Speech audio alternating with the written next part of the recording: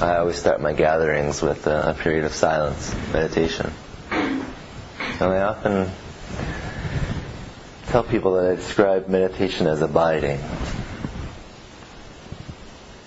which is a little different than traditional meditation, which is concentration, which as its goal would be this state of resting in stillness, resting as stillness, resting as awareness, resting as silence,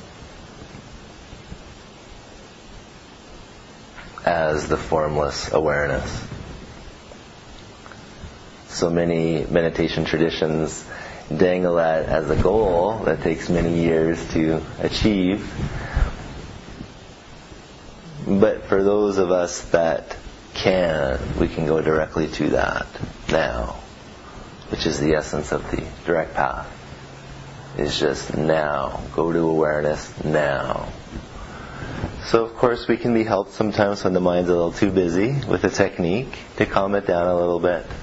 But I always like to suggest to people, in every period of sitting, in every period of meditation, let go of your technique, whatever it is. I personally like to support people in whatever practice and technique they already are attracted to. If you don't have a technique, I like the body. There's a lot of meditation techniques that use body sensations and breath. Most of the Buddhist meditations are that. So everybody has a body. Everybody has body sensations and breath, so you don't need to be Buddhist to practice that. But just feeling the body.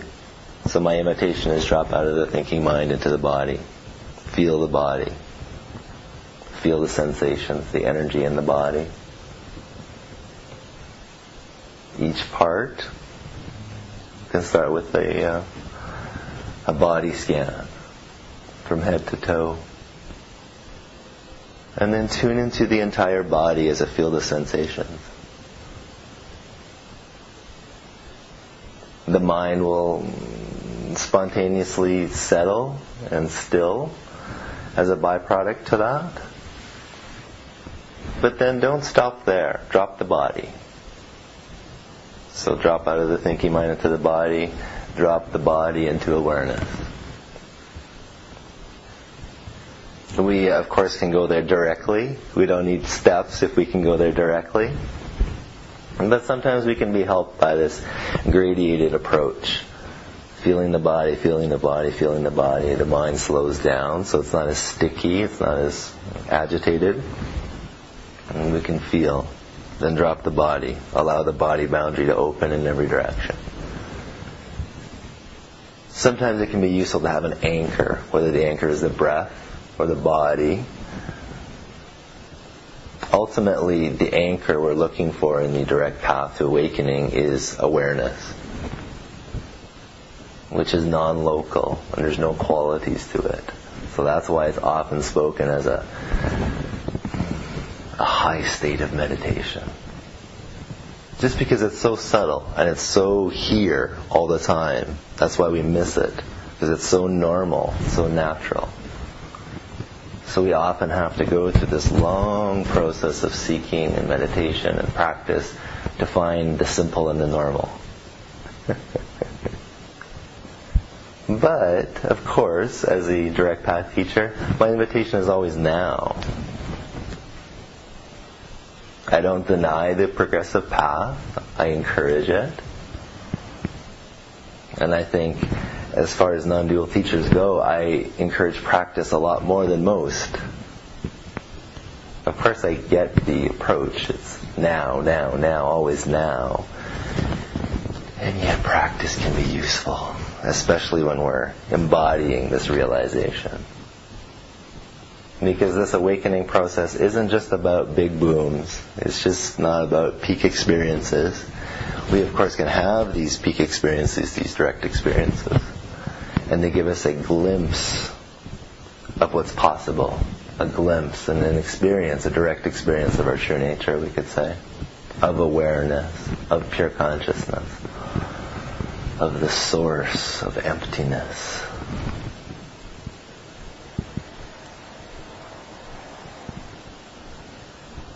But the embodiment that I often speak about is where that, we could say stabilizes, but it's not stabilized as an experience. It's stabilized as that awareness itself keeps looking at itself, by itself, without effort.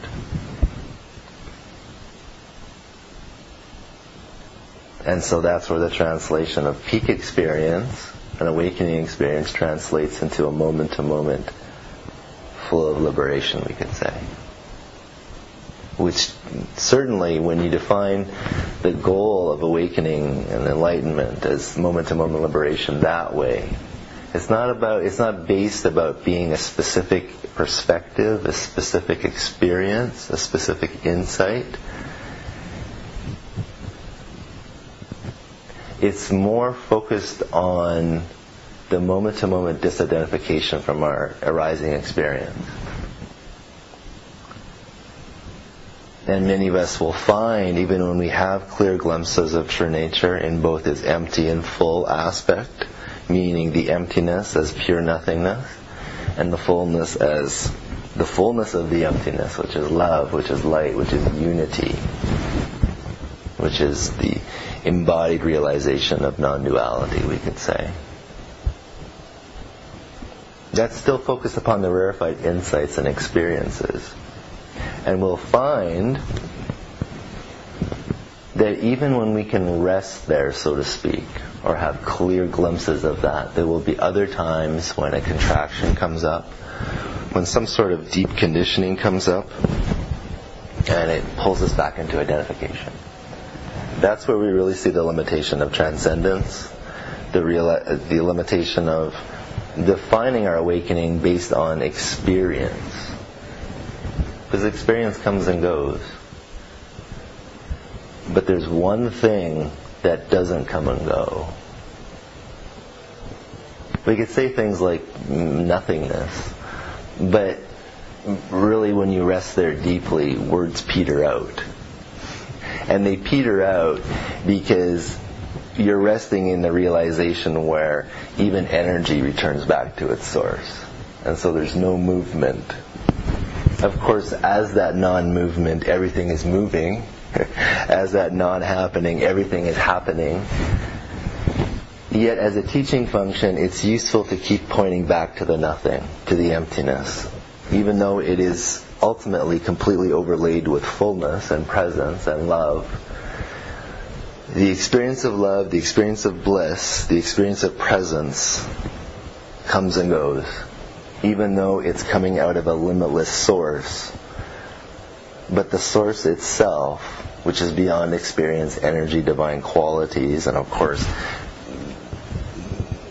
thoughts, emotions, sensations, the gross experience. I'm talking like the subtle experience, the deep spiritual, subtle layer of experience. It's beyond even that. But it's beyond and here at the same time. So this is where I speak about the embodiment as being the center of experience. You initially find true nature outside of experience and you completely transcend the ego mind. But then eventually that invitation will draw that awareness back into form.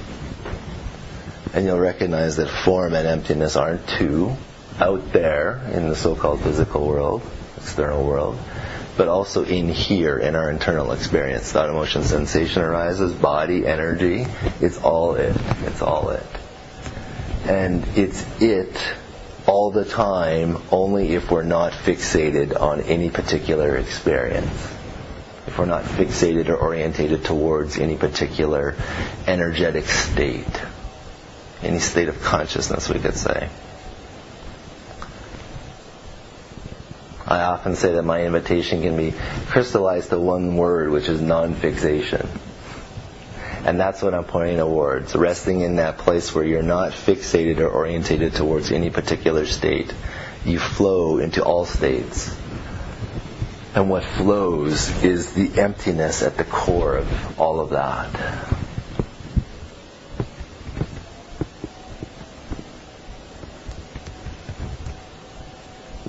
And of course, as the identity dissolves, so does the personal will.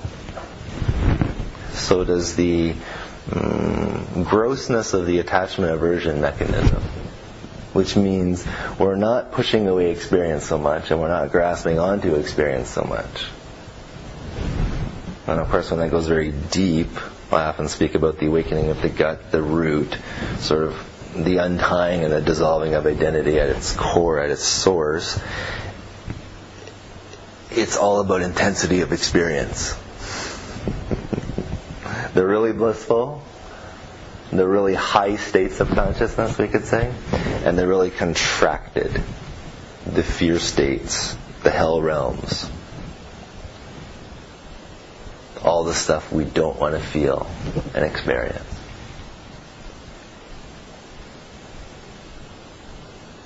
What resists either? What grabs on to either? It's the personal identity. If you want an energetic feel of what that is, it's that energetic field within yourself that pushes away experience and moves towards. A contraction comes up, and when you feel a contraction in the body, that's what personal identity is. There's something resisting there. There's something not flowing. Not flowing.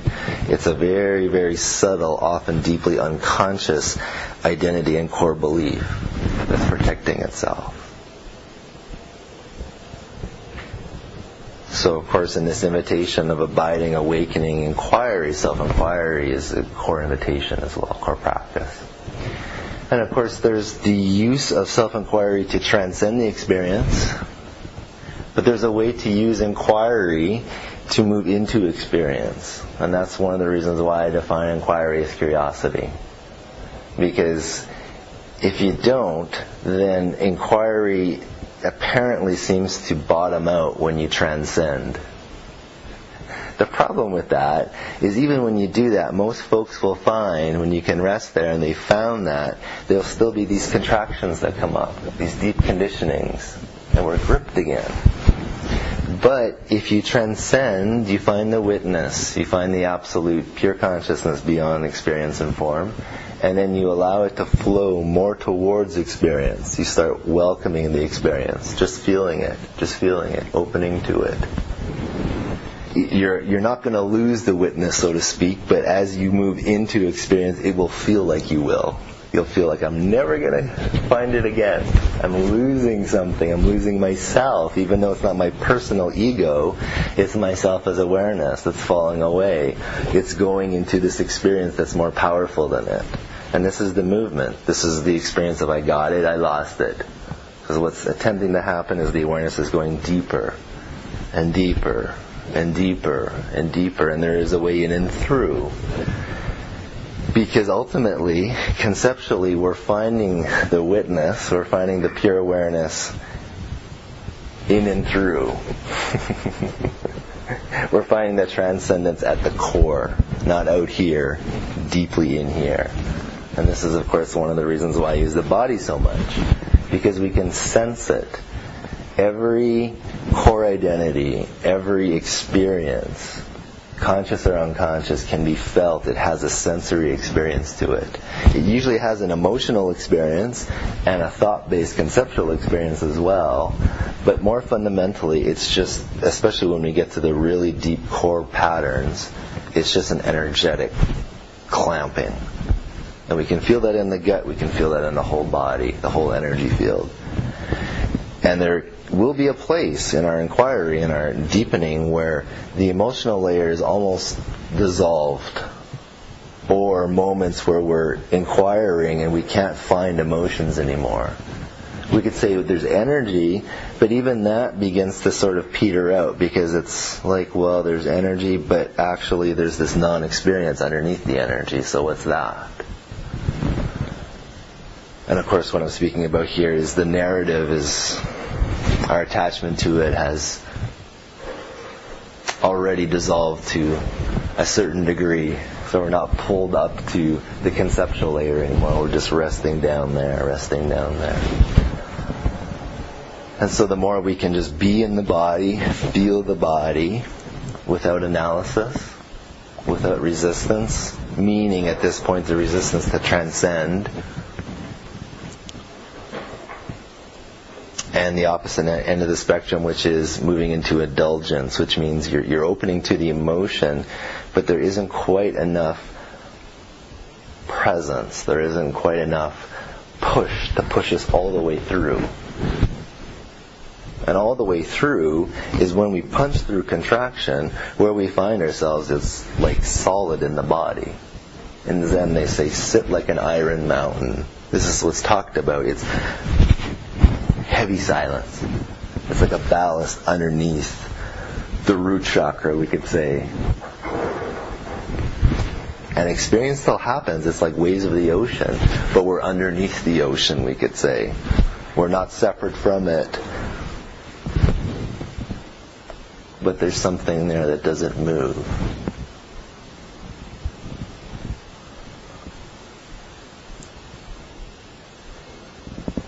And so that's really where the focus of my invitation is there. It doesn't deny all the rest, but it's very focused. Because if your interest is moment-to-moment liberation, as opposed to high spiritual states of consciousness, if you're more interested in the normal state that is always here and will give you freedom moment to moment, not only when you're in a blissful state, then you'll be interested in that.